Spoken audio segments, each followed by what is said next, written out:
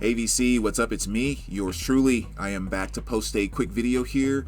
This is going to be just kind of a big VCLT slash Christmas gift thanks that I want to give to a number of guys that I've really have come to know and have grown to be friends with over the past year that were just really kind of thoughtful enough and cool enough to send over some awesome Christmas gifts, which was just really cool. You know, I love these guys to death, and I just want to kind of share with you some of the cool stuff that they were, you know, so kind to gift me, and you know, beyond even just the friendship that I've had with them over the past year or so. So it's been awesome getting to know you guys. It'll be so cool getting to know you even better in the years to come. And yeah, this is just a gigantic thank you. Is really what it is. And you know, I'm talking about, you know, Jeff Witcher, and you guys know him here in the VC, just one of the coolest dudes ever. Right there with JC with the flip side, right there with Chris Profe, right there with Aaron Mutha Alamere, right there with Gary from Physical Format Rock and Roll, right there with Chance, you know, concert buddy here in the VC. Just, I mean, guys that I've had the opportunity to get to know over the past year, and it has just been absolutely amazing. So for everything I'm about to share here, you know, just the thinking about me, just all of that stuff, it's just been absolutely amazing. I love you guys to death, and just I really appreciate it. So I'm not even gonna spend time going through this saying like who sent what or whatever else, because everyone like, you know, gifted me multiple pieces of different things. So this is just a thank you and I love you to all those guys. So let's just kind of jump right into it. I'm just gonna share everything that was here. Number one, Matter of Time, 7-inch by Eddie Vedder, which is a really cool piece there. Say Hi is on the B side, so a really cool 7-inch there.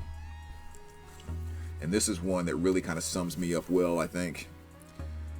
Best things in life aren't things unless they're records, which is absolutely correct.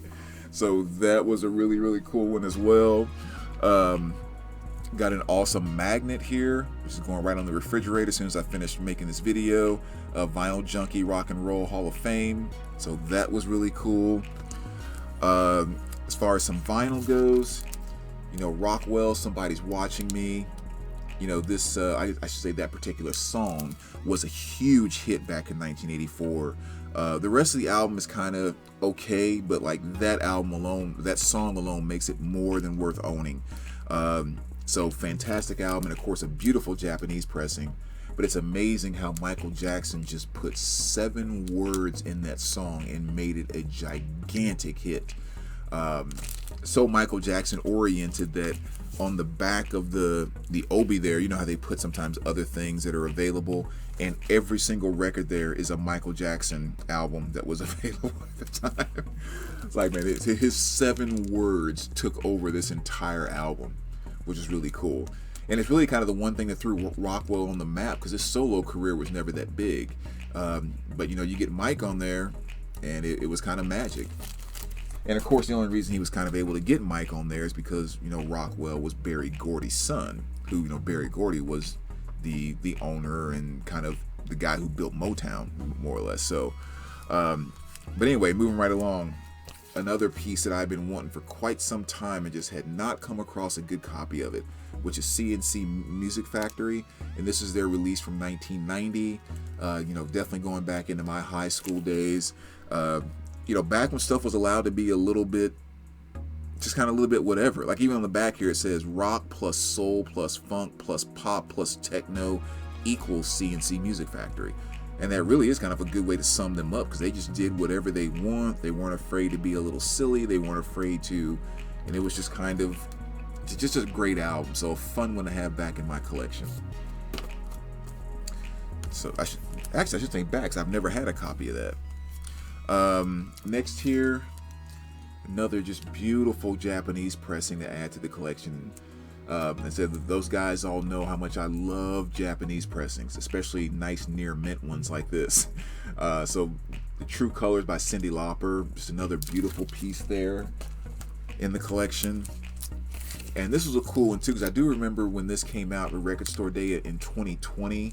But I hadn't actually had a chance to listen to it, so I'm definitely looking forward to throwing this on and giving it a spin. But this is Sunrise on the Blues, just kind of a curated blues compilations with, you know, artists like Howlin' Wolf. Who else was on here? Oh, James Cotton, Little Milton, you know, and on and on. So definitely some of the big names in old school blues. So definitely looking forward to kind of checking that out, and that's an awesome record store day piece. And I'm sure you guys remember the album The Three Imaginary Boys that The Cure did back in 1979. Well, this is the demos of The Three Imaginary Boys. So, you know, I've heard that album, but of course I have not heard any of the demos. So this is going to be kind of cool just to go back and, you know, get a feel for how that album was put together. You know, sometimes those demos and everything kind of give you that really cool fly on the wall type of experience, which is kind of awesome. So I'm definitely looking forward to checking that one out. Another one I've been wanting for some time, which is the Justin Timberlake. You know, Future Sex, Love Sounds. Now, song for song, they didn't like I think the greatest album in the world, but I do love some of the more upbeat dance tracks on this album, especially the song Sexy Back. I think that's just an awesome, fun song. And not to mention that I just I like Justin Timberlake. I've always kind of liked him, because even from the time when, you know, he came in with the NSYNC and the boy band, and throughout his acting career and everything else, I've just always gotten the impression that he has stayed very real to who he was. Like, I never felt like he tried to go off and be some type of superstar, and he was more like just being who he was, who happened to be, you know, a celebrity or superstar. And there's something that's always seemed very genuine about him, and that alone, regardless of what I think about your movies or music or whatever else, there's something I just automatically respect about someone that I can get that feeling from in Hollywood. Because it always seems like 99% of them are just kind of fake as heck and jumping on every bandwagon they think they're supposed to jump on and blah, blah, blah. So, you know, so obviously I could be wrong. I don't know the guy, but just all my impressions about him have been that way. And that alone makes me respect him. And again, just some of the fun tracks on there that I like. That was a great one to get. And this is a piece that I needed in my to complete my Black Sabbath collection as far as vinyl goes. So this is the one studio album I didn't have on vinyl, which of course is Cross Purposes. And this was from 1994. I guess like their third to last. Was this before or after Forbidden? I'm getting confused in my mind. I think it was before. Anyway, but yeah, so I mean, this one was kind of just a perfect fit because I had really been wanting to get a copy of that. So, you know, awesome import there. Nice clean copy. So that's very cool. This is one of two that I missed out on with the Walmart exclusives. That when the $15 sale popped up a while ago, this was one that I was really wanting to grab and it wasn't there at the time. And this is that Stevie Nicks 24 karat gold tour, just kind of all live stuff with, you know, her doing live stuff. 2 LP on kind of this blue and white splattered vinyl. And yeah, so really awesome piece there that I really wanted. And the number one album that I was wanting when the Walmart sale came about, because I had skipped on it prior because I just wasn't willing to pay as much as they were asking for it. But as soon as that $15 sale came up, I ran there hoping this was still there, and of course it wasn't. So again, talk about from a gift standpoint, right up my alley of one of the albums that I really wanted to pick up this year. Cheap Trick's Authorized Greatest Hits. 2 LP set on clear vinyl with just kind of, you know, a ton of different Cheap Trick's hits. So that was really great there. Another one, April Wine. This is Power Play. Again, another just beautiful, perfect Japanese pressing there of, you know, one of the legendary kind of guitar rock bands. And this was a great one to get back in my collection as well, because a number of years ago when I was cleaning everything out of my collection that wasn't pretty much excellent to near mint condition, this was an album that I ended up purging. So just never got back around to finding a near mint one.